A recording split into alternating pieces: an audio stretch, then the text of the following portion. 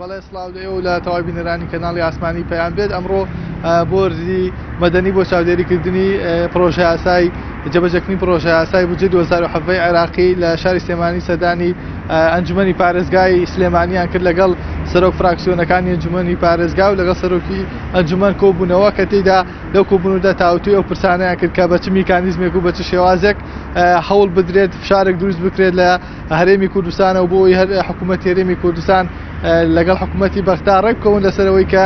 بەشە بودجەی ساڵی 2007 حکوومەتی ناوەندی بنێرێت بۆ هەرێمی کوردستان لە ئێستادا لە پەرلەمانی لە ئەنجومەی نوێنەرانی عێراق پرۆژە یاسای ساڵی 2007 پەسەند کراوە ماوەی مانگێکە لە پەسەندکردنەکەی تێپەڕیوە ئێستا هەم فراکسیۆنە کوردیەکان لە ئەنجومەنی پارێزگا هەم وڵاتیانی هەرێمی کوردستانیش لە چاوەڕوانی ئەوەدان کە حکوومەتی هەرێم لەگەڵ حکوومەتی ناوەندی ئەوە یەکلایی بکەنەوە کە ئایا لەم ساڵدا پشکی لە سەدا هەفتەی بودجێ عێراقی دەدرێت بە هەوڵاتیانی هەرێمی کوردستان و باری گوزەران و دارەیان باش دەبێت یاخود نابوو ئەو مەبەستەش بەشێک لە ڕێکخراوەکان بۆردێکیان دروست کردووە بە ناوی بۆردی مەدەنی کە ئامانجیان لەم بۆردە ئەوەیە کە ئەو ڕێکارانە ڕوونتر و خێراتر بکەن بۆ ئەوەی کام پرۆژە یاسایە جێبەجێ بکرێت لە پێناو بەرژەوەندی گشتی هاوڵاتیاندا بەڵێ بۆ وەرگرتنی زانیاری زیاتر لە کۆبوونەوەکەی ئەمڕۆیان من ئێستا بەڕێزی یعقوب کاکلم میوانمە کە ئەندامی ئەو بۆردەی بۆی زانیاری زیاتر وەربگرین کاک یعقوب سڵاوت لێبێت ئەگەر پێمان بڵێ لە کۆبوونەوەکەی ئەمڕۆتان باسی چیتان کرد لەگەڵ ئەنجومەنی پارێزگای سلێمانی ئەوان ئەتوانن چۆن هاوکاری ئێوە بکەن بۆ ئەوەی پرۆژە یاسای ساڵی 2007 بودجێ عێراقی جێبەجێ بکرێت بەڵێ سەرەتا بەناوی خۆی گەورە سوپاس بۆ بینەرانی بەڕێزی کەناڵی ئاسمانی پەیام سوپاس بۆ بەڕێزان ئەمڕۆ ئێمە چوینە بەرد کۆبوونەوەمان کرد لەگەڵ ئەنجومەنی پارێزگای سلێمانی سەرۆکی ئەنجومەن و سەرجەم نوێنەر و یان سەرۆکی فراکسیۆنەکانی ئەنجومەن بۆی کە بەدوای ئەو بابەتها بچین کە بودجەی 2007 عێراق بودجەی 2007 عێراق و تەنزان لە ماوەی ڕابردووە لە کۆتاییەکانی ساڵی 2016دا لە ئەنجومەنی نوێنەرانی عێراق پەسەند کرا بۆ بە یاسا بۆ بە قانون ئێستا تەنها ئەوە ماوە جێبەجێ بکرێت جێبەجێکردنەکەیشی لایەن حکوومەتی هەرێم و ئەرقەلەی بۆ دروست کراوە کە ئەوان دەڵێن ئێمە لە داهاتی خۆمان دەتوانین زیاتر لەو بودجەیە کە دانراوە وەدەست بخەین لە داهاتی خۆمان لە هەمان کادا فراکسیۆنەکان بە تایبەتی چوار فراکسیۆنی پەرلەمانی لە عێراق بەوە قایل نەبوون و بەم شێوەی ماوەتە ئێمەش وەکو ئەو بەشێک لە ڕێکخراوەکان بۆ چاودێری ئەو بودجەیە ویسمان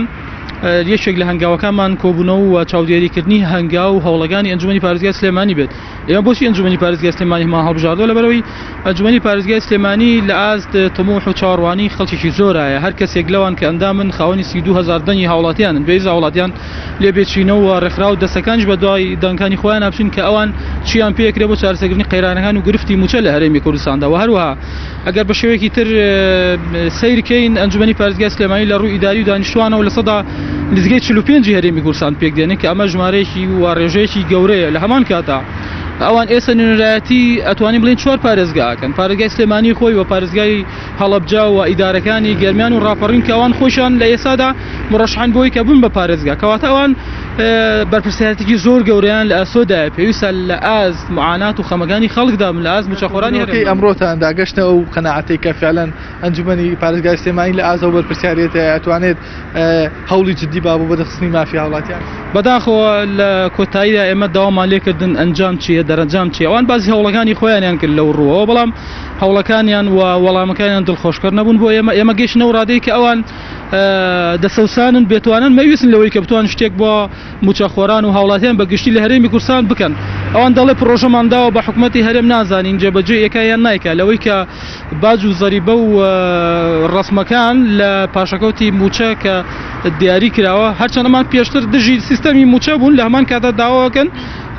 لەو سیستەمەیە باج و زەریبە بەکارت و بە چەکی بانکی بدرێت ئەمە خۆی تەناقوز و پێچەوانەی ڕاکانی هەوڵەکانیەوە لە ماوەی ڕابردوودا سەردانی لایەنە سیاسیەکانتان کرد سەردانی ئەندامانی فراکسیۆنەکان لە پەرلەمانی عێراقتان کرد ئێستا شوێی ترماوە بۆی ئێوە بچن سەردانی بکەن و وەڵامێکی واقعی و جدی وەربگرن لەوەی کە هاوڵاتیانیش جۆرێک لە دڵنیاییان نەبێ خۆ دەزانێت سەد لە ڕاوکەیە لەناو هاوڵاتیاندا و خەریکە کاتیش بەسەرەچێت لە جێبەجێکردنی ئەو پرۆژە بەڵێ ئەوەی کە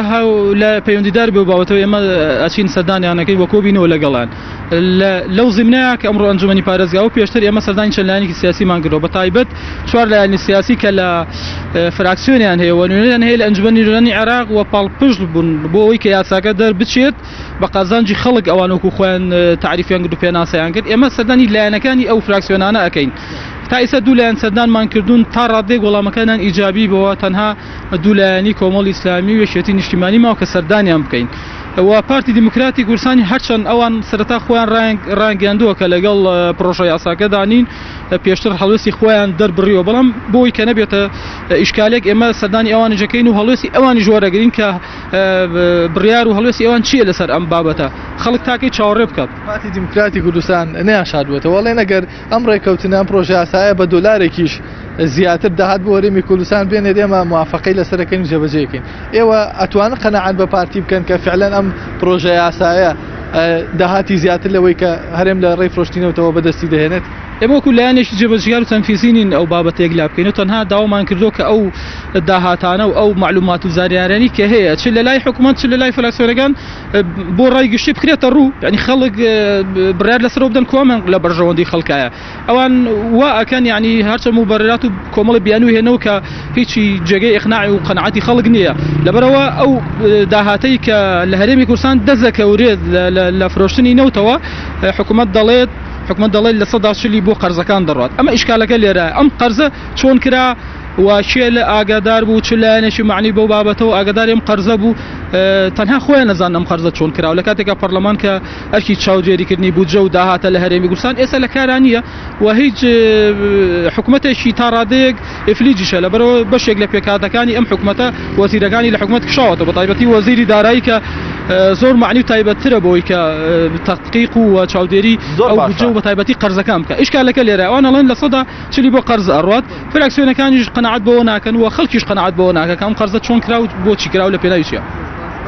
سپاس بۆ بەڕێز یعقوب کاکل ئەندامی بۆردی مەدەنی بۆ چاودێریکردنی بودجەی پرۆژە یاسای بودجەی ساڵ 2017 حکوومەتی عێراقی بەڵێ کارزانەوەی کە گوێتان لێبوو ئەو ڕایی ئەو ئەندامەی بۆردی مەدەنی بوو کە باسی لەوە کرد کە هەم ئەنجومەنی پارێزگا هەم بەشێک لە لایەنە سیاسیەکان خەمساردن هەروەها هەندێکشیان بێدەسەڵات ماونێتەوە لە بەرامبەر ئەوەی کە قەنەعەت بکەن بە حکوومەتی هەرێم کە واژۆی ئەو ڕێکەوتنە بکات لە بەرامبەر نادنی ئەو بڕەنەوتەی کە دیاری کراوە لە بەرامبەریشدا بەغداد ئەو بەش پشکی لە 170 بودجەی هاوڵاتیانی هەرێمی کوردستان بنێرێت. بەڵێ زۆر سپاس بۆ پەیامنێرمان ئەحسان سابیر لە شاری سلێمانی سپاس بۆ زانیاریەکانی خۆت و سپاس بۆ میوانەکەشت.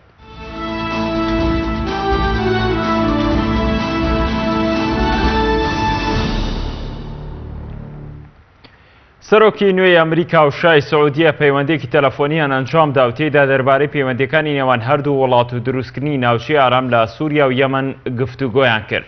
نووسینگەی ڕاگەیاندنی کۆشکی سپی بڵاوی کردەوە کە دۆناڵد ترامپ سەرۆکی ئەمریکا و سەلمان بن عەبدولعەزیز